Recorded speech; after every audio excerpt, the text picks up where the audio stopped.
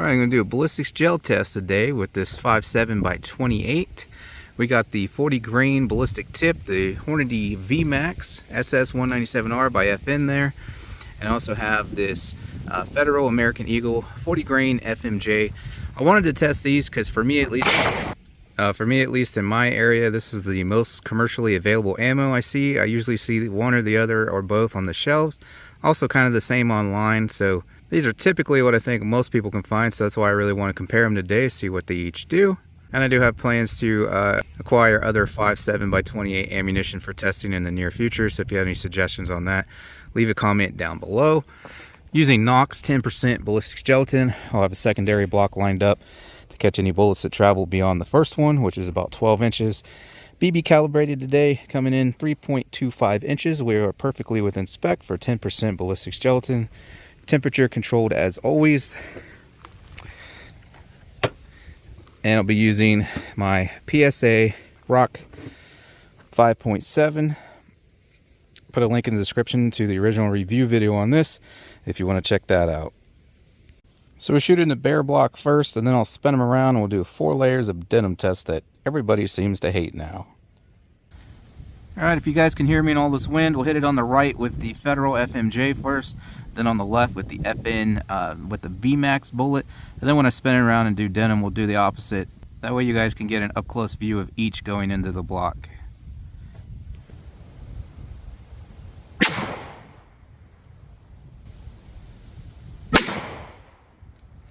Alright, let's see what we got. This is my first time gel testing 5.7. I was like, did I hit it? Because the entry holes are so tiny, with that, especially with that pointed bullet. I couldn't see it from back there. So that FMJ, God, I really hope you guys can hear me over this wind. That FMJ tumbled absolutely beautifully. I mean, it took a few inches, and we'll get measurements on all this. I got weights for you at the end and expanded diameter as well. But about 2.5, 3 inches in, that thing tumbled and just wreaked absolute havoc. There she is there. Like I said, we'll get a measurement. I was trying to see if it hit the table. I don't think it actually hit the table because you can still see the cavity in there. I really don't think it touched the table at all. So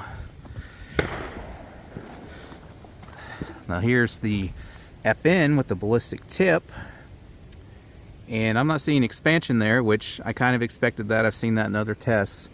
But again, it did tumble. This one a little sooner than the Federal FMJ on the other side, about 2 inches in. Wreaked absolute havoc. And there she is. Let me get measurements for you guys real quick. Actually, before I do that, let me show you up top. Of course, my shadow is going to be in the freaking way. I'm going to have to stand kind of catty corner here, but there's what you're looking at from up top. So you can see that FN, it tumbled a lot sooner.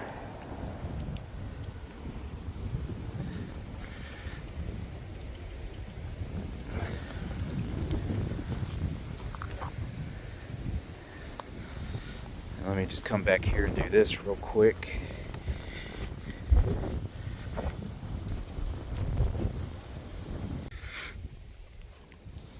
All right, penetration depth on both of those coming in pretty much the same there.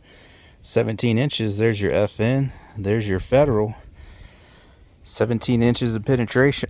I'm pretty impressed. I mean, it'd be nice if they tumbled sooner. The FN here did. But those wound cavities are pretty freaking massive. Like, look at that stretch. That's crazy. I'm gonna try to get a measurement on that.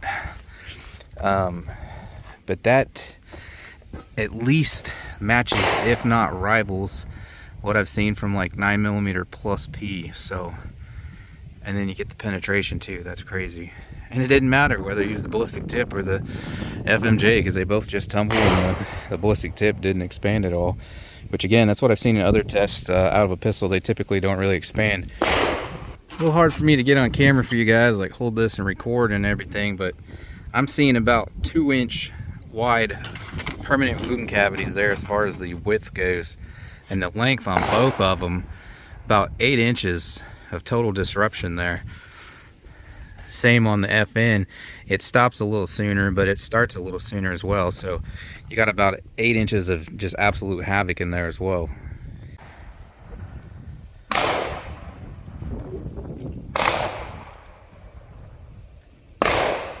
Alright, we get the denim put up, flip them around, and I don't think it's really going to change the results since they're not expanding. It's not really going to change anything. They're still, well, I mean, it might change how they tumble, I guess, but I'll flip her around, throw the denim on, and we'll see. Alright, there's with the denim, and this time we'll start with the VMAX first, the FN.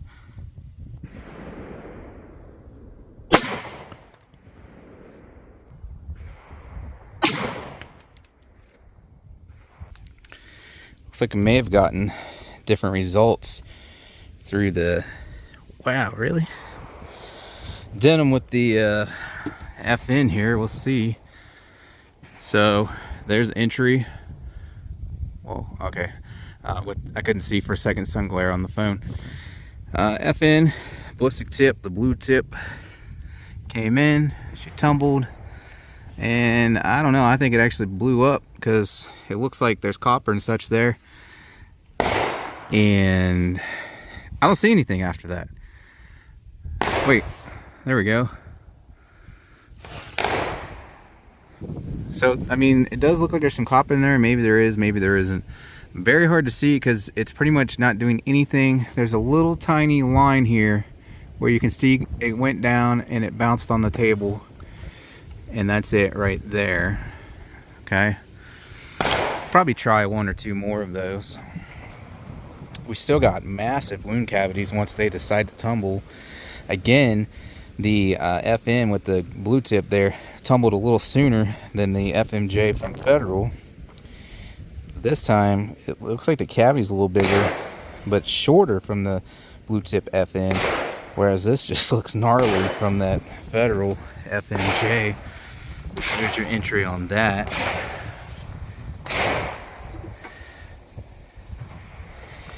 And this guy, it actually did a little curve here, and boop, right out the top there. Crazy. So we're gonna have to retake, well, retake the Federal for sure, but I'm gonna retake one of each here. So yeah, other than the bullets behaving slightly strange as far as like what they did, wound cavity and whatnot, doesn't seem to be changed a whole lot by the denim there. Penetration, again, 17 inches on the capture there, so we almost caught that Federal, I believe. It popped out right at 16. And like I said, these wound cavities, they're just about as impressive as they were through the bare block. So the exception of, again, the FN, for some reason the disruption's a lot shorter. I think it did a quick flip and then just tracked straight after that, whereas through the bare block it tumbled for longer, and the Federal FMJ tumbled pretty good amount, whether it went through the denim or the bare block. So let's get one more of each through the denim, and then I may spin it around and do one more of each through the bare block again as well. Another thing I noticed, these are like 9mm holes. You can barely see where they entered the denim from the 5.7, so there's the entry hole on that one, and there's the other entry hole. You can barely see it. But I'll take one more of each. I'll still do the FN, the blue tip on this side, and the FMJ from the Federal on this side. I'm just going to come in a little bit, place them a little in the center there.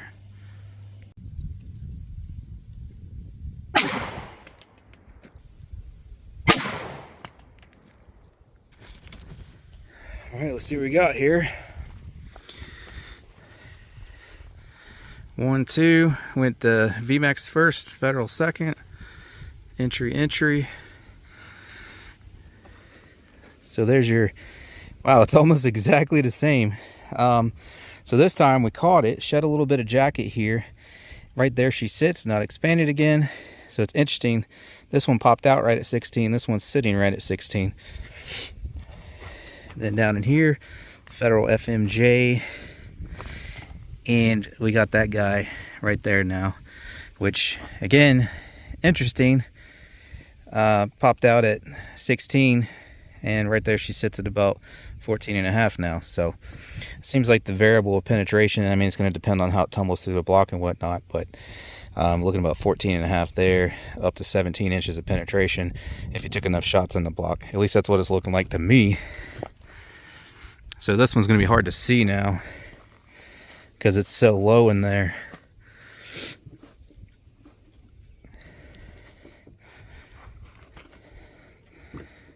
So yeah, not much to see.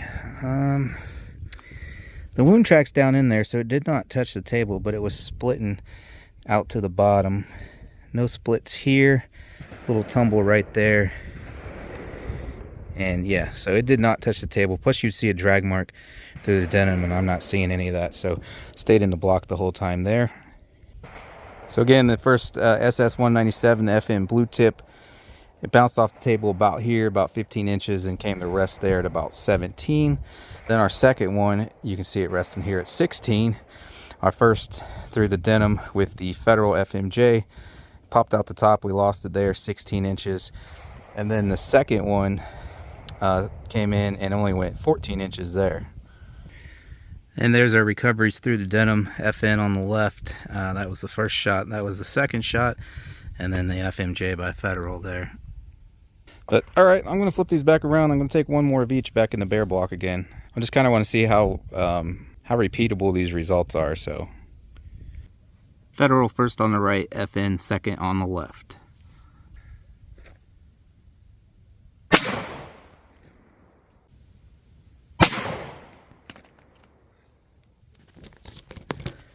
All right, unfortunately we lost the FN out the top. That's it right there. Again, tumbling about 2 inches. Massive damage through there. Here is the Federal. I took right next to it a little bit lower. I intended to flip the block so we could see what's going on there. So there's your Federal. Yeah. And then where'd she end up? Gonna give me a second to find it, if I can find it. All right, had to come to the other side to find it. Sitting right there, about 16 inches. So I'm gonna take one more with the FN blue tip there, see if we can get another capture here without the denim. Seems like they always either tumble up or tumble down. One of these, I think that one.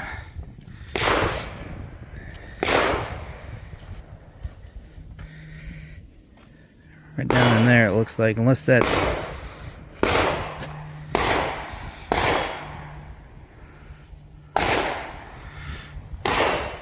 Okay, so that is it right down in there. I flipped the block 17 inches.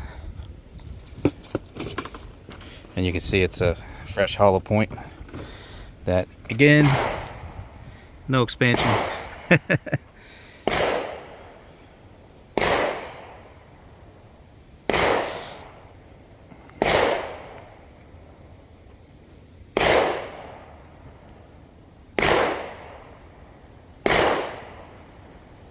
So I don't know, guys, from what I'm seeing here, I'm pretty sold on 5.7, at least with those two rounds.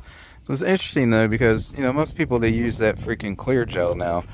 And I'm gonna have to go watch up a few of my own now after my results here, but I don't recall them penetrating that far. I don't think, in the tests I've seen. I thought they were like struggling to get 11, 12 inches. But like I said, calibration is 3.25 inches today, so we're in calibration. But I'm getting 16, 17 inches. I think the shortest we got was like 14 and a half, but those wound cavities are amazing. Every single bullet, whether we shot it through bare gel or denim, tumbled and just annihilated the block, left nice long wound channels. So they reliably tumble, and I'm getting great penetration too. So, and this is, again, is the Knox organic ballistics gelatin. This is actually pork gelatin. It's what the FBI uses, and through this stuff, getting great results. But that is not what I've seen through the clear block test, which is what almost everyone does now. Personally, I prefer the Knox because it's actually flesh in a sense. It's pork gelatin, plus it's what the FBI continues to use to this day. So in my Knox blocks, these things look excellent. But I'm definitely going to have to go study up on some more gel tests of these. But unfortunately, there seems to be a big difference between the clear and this, which I've used the clear in the past in my other tests, sometimes side by side, and I always did see a difference. This stuff you can stick your finger through. Like I said, it's pork gelatin, That clear stuff, it's literally like rubber. You cannot shove your finger through. Like, it would break your finger in half, which that's fine.